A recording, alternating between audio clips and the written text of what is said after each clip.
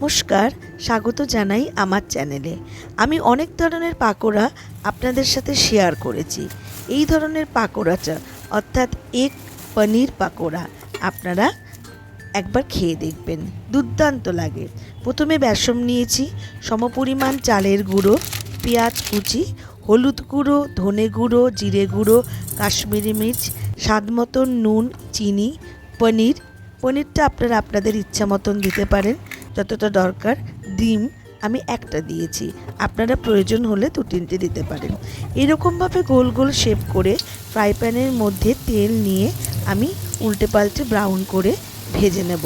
সুন্দর পাকোড়া তৈরি হয়ে যাবে। এটা আপনারা স্ন্যাক্স আইটেম হিসেবে অথবা দুপুরে ডালের সাথে অথবা শুধু খেতে পারেন। কেমন লাগলো আজকের এই আইটেমটা?